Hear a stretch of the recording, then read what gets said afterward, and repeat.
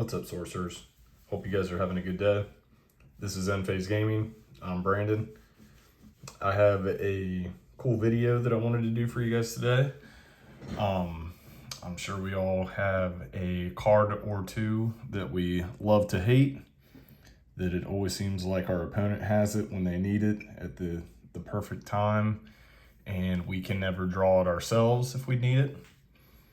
I'm sure that we all have a few cards that we hate playing against, and we might love playing them, or we just literally might not like them, or they just might not be a good card. I have a few in front of me. These are pretty much really good cards. I just don't like playing against them. I do play them in some of my decks. There's a few spicy ones in here that I'm sure will get some people talking in the comments. So when you make it to the end of this video, make sure you like, subscribe, leave a comment. This is just a random list. It's 10 cards. Didn't really put, a bunch of thought into it, but just wanted to throw out my opinions on 10 cards and why I dislike them. I won't say I hate them, but I dislike them. So let's run through these.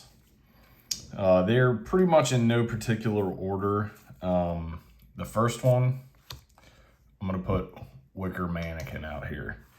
I've literally never seen this in a deck. I have pulled a million of them because it's just an ordinary, it seems like it's in every pack. I've probably pulled, hundreds of them by now.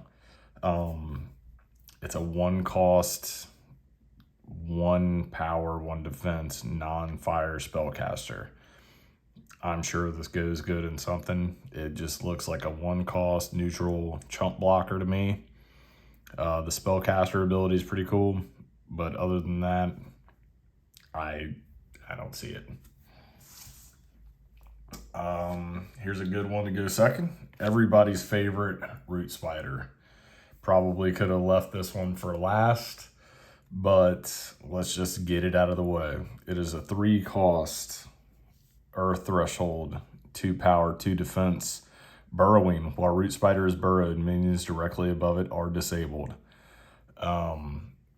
If you have this under a site and it is a land site, which it just does not have the water threshold, whatever goes above it is disabled. This can go good in the Fury Road decks to, bring in a Slumbering Giantess, disable it, so it doesn't get that Genesis effect, and then she's effectively awake the next turn. Or you can use it defensively against your opponent. They cannot swing in on whatever site it's under. It seems like I always have a very hard time flooding a site with a floodplain to get rid of these guys, or I'm just simply not drawing a floodplain, or just the heart of the cards just don't want me to get rid of these Root Spiders. And whenever I play them, it seems like they are all 3 always at the bottom of my deck. This is probably the best minion in the game right now. It's just such a good card. It can go in so many different decks and different play styles. I even found an interaction the other day that for some stupid reason I didn't think of.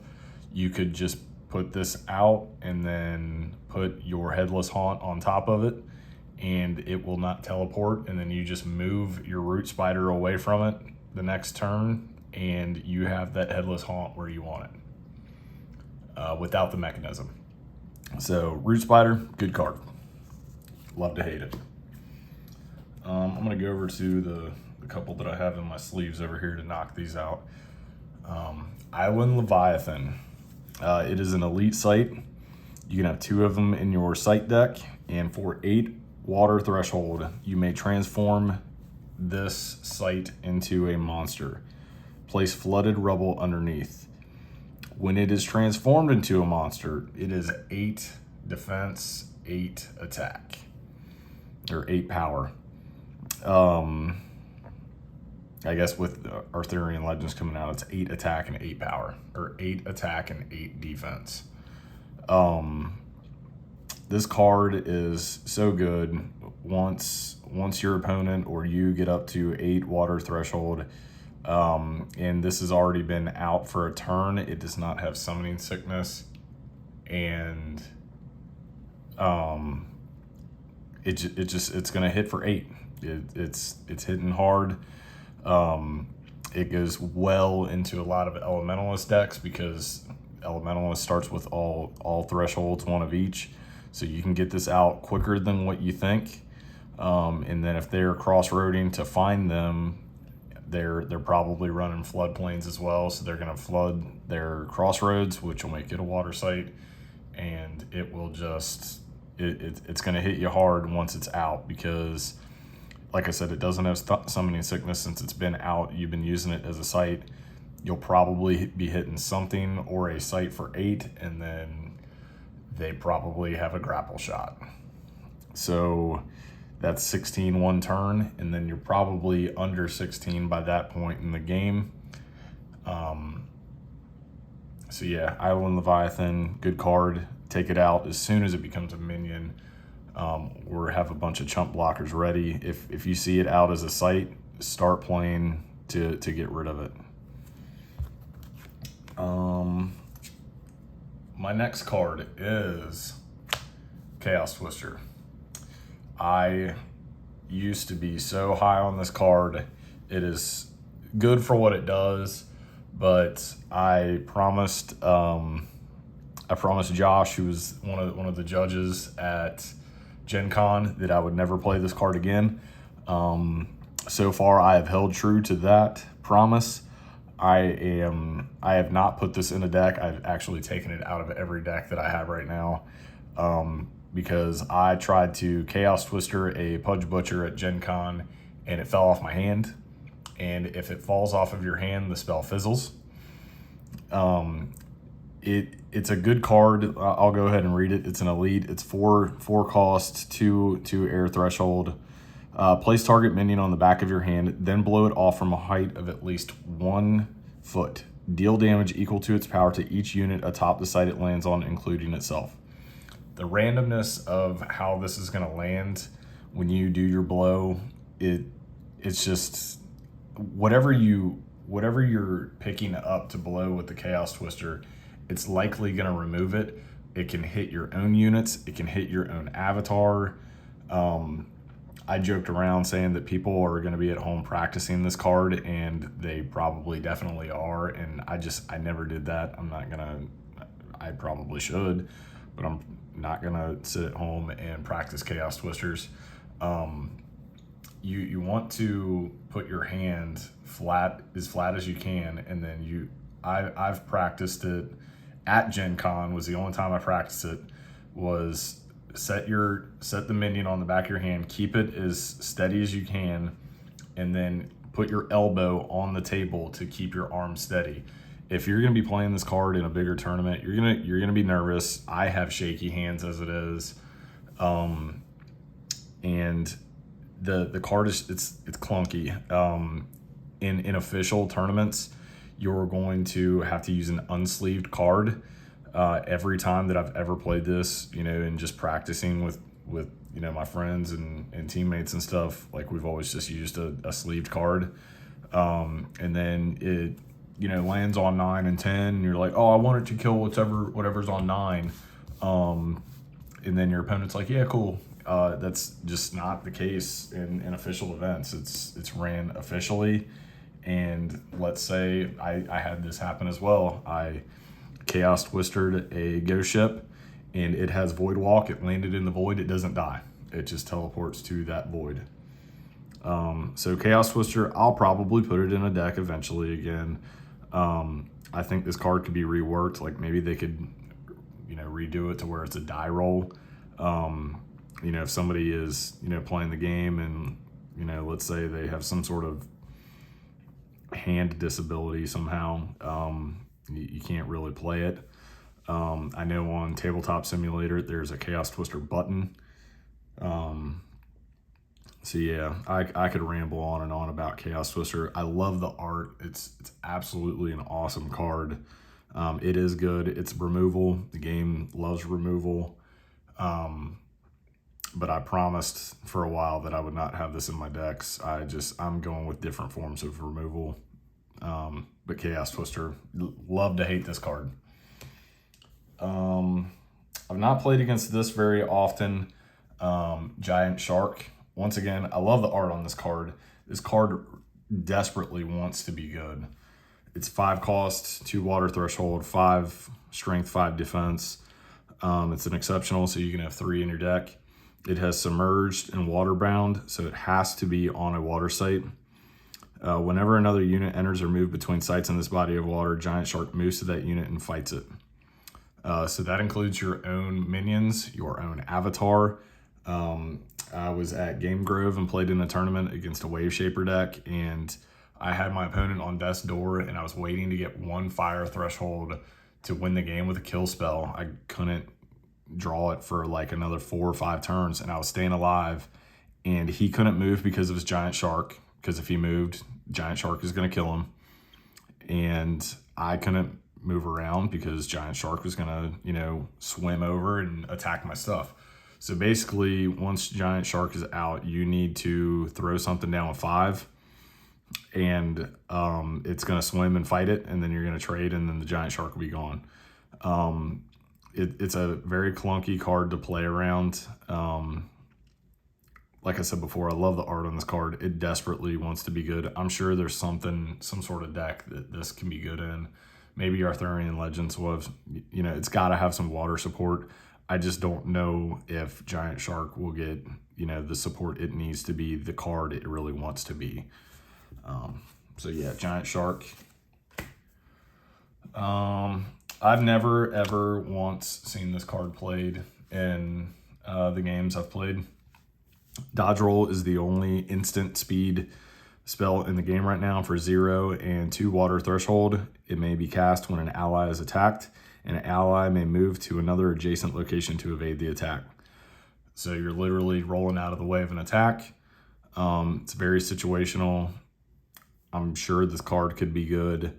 I just don't see what you're going to replace in a really, really good water deck or something that splashes water, what you would be replacing or putting this in for.